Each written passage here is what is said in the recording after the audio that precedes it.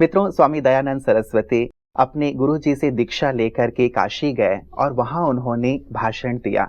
उनके भाषण से बहुत लोग प्रभावित हुए, खूब लोगों ने तालियां बजाईं, लेकिन कोई भी उनके पास रुका नहीं, सभी चले गए।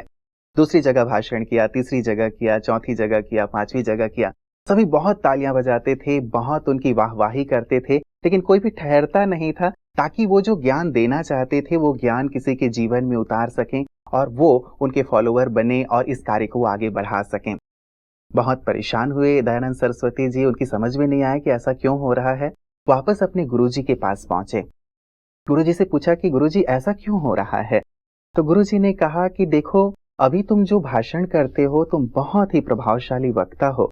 तुम्हारी वाणी लोगों के दिमाग तक पहुंचती है, लोगों के दिलों में नहीं उतर रही है। यदि अपनी बात को लोगों के दिलों में उतारना है, उनके जीवन में परिवर्तन लाना है, तो तुम्हें साधना करनी होगी, तपस्या करनी होगी। दयानंद सरस्वती जी फिर लंबे समय तक तपस्या करते रहे, साधना करते रहे। उसके पश्चात जब वो लोगों के बीच गए, उन्होंने भाषण किया। अब 5 लोग ठहरे, अगले भाषण में 10, 15, 20 और इस प्रकार से एक आर्य समाज की स्थापना हुई और बहुत सुंदर रूप से उन्होंने समाज की सेवा का कार्य किया। मित्रों, तपस्या का बहुत ज्यादा महत्व है। जब तक हम तपस्या नहीं करते, साधना नहीं करते, तब तक हम लोगों के दिलों को नहीं छू पाते, उनके जीवन में परिवर्तन नहीं ला पाते। इसलिए साधना भी सचमुच बहुत आवश्यक है। साधना के कई प्रकार हो सकते हैं। आज प्राता जी से उस पर हम विशेष रूप से प्रकाश लेंगे। आइए पहले उनका अभिनंदन करते हैं, स्वागत करते हैं। प्राता जी, बहुत बहुत स्वागत और अभिनंदन है आपका। Thank you. प्राता जी, मैंने साधना की बात या तपस्या की बात इसलिए शुरू की क्योंकि आज हमारे पास एक पत्र आया है जिसका पहला प्रश्न ही यही था कि तपस्या वर्ष हम अपनी स्थिति बनाने के लिए विशेष कौन सा पुरुषार्थ करें, क्योंकि ब्रह्मा कुमारी इस पूरे वर्ष को तपस्या वर्ष के रूप में मना रही हैं। तो ये अशोक जी हैं भ्राता जी, जो पुणे से, जिन्होंने हमें ये प्रश्न भेजा है कि तपस्या वर्ष में विशेष क्या तपस्या की जाए, साधना की जाए। इसलिए तपस्या के सुंदर प्रसंग से मैंने सोचा शुरुआत की जाए। तपस्या के बिना किसी की वाणी में प्रभाव नहीं आता जी। कोई प्रभावशाली वक्ता हो सकता है, जैसे स्वामी दयानंद सरस्वती की बात आपने की, वो दिमाग तक लोगों को हिला सकता है, पर वही बात वो जीवन में धारण कर लें, ये बल हमारे वाइब्रेशन से उन्हें मिले, ये तभी होगा जब हमने अपने जीवन में श्रेष्ठ तपस्या की हो। तो ब्रह्मा कुमारियां इस वर्ष तपस्या का विशेष प्रोग्राम बनाया है। सभी का लक्ष्य है कि राजयोग की बहुत अच्छी साधना हर व्यक्ति करे, ताकि जो चीजें वो अपने जीवन में अपनाना चाहते हैं वो सहज हो जाएं।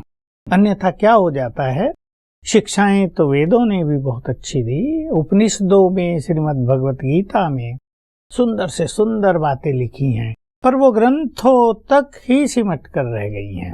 लोगों के भाषण भी आजकल तो बंद हो गए। आजकल उस तरह के वक्ता नहीं रहे। कोई रामायण की कथा करता है तो कोई भागवत की कथा करता है, कथा रह गई हैं। लेकिन उनमें जो सुंदर बातें हैं, जो ज्ञान की धारणाएं जीवन में आनी चाहिए, मतलब आचरण तक नहीं, वो नहीं आ पा रही, क्योंकि साधनाएं नहीं रही। और लोगों ने इन कथाओं वार्ताओं को भी एक धन कमाने का साधन जैसा बना लिया। तो इसलिए उनमें वो स्पिरिचुअल पावर, वो एक गुड फीलिंग भी सबके लिए नहीं रही।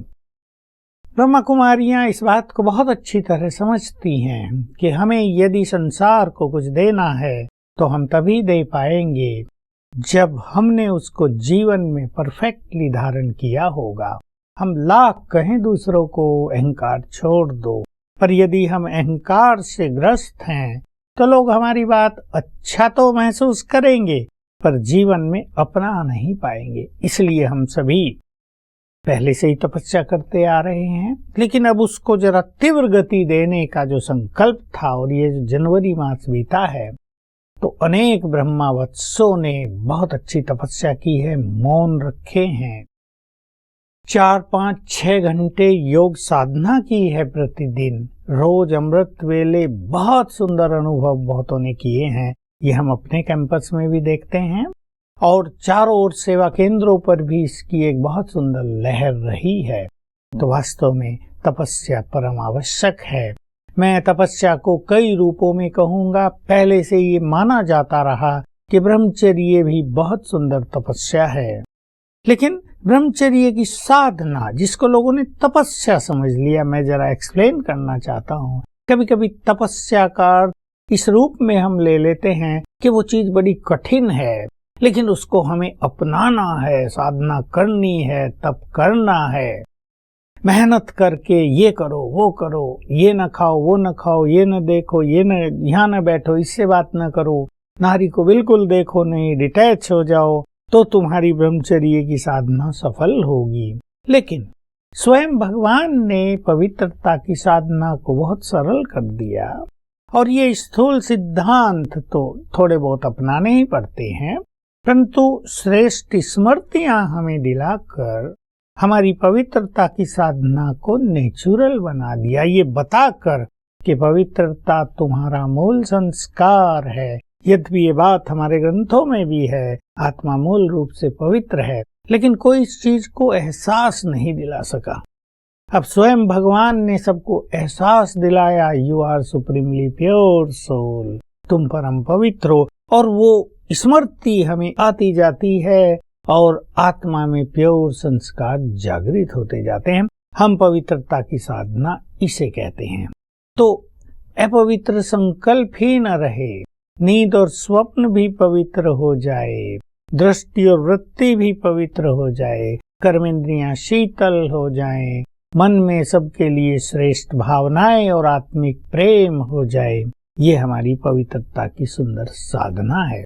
तो हम सभी फुल फोर्स से अपनी पूरी ताकत लगाकर, हम कहते हैं 20 नाखूनों का जोड़ लगाकर, अब इस तपस्या को संपन्न करना चाहते हैं, क्योंकि हमारे सामने एक विजन है कि आने वाला समय हमसे बहुत कुछ मांग करने जा रहा है।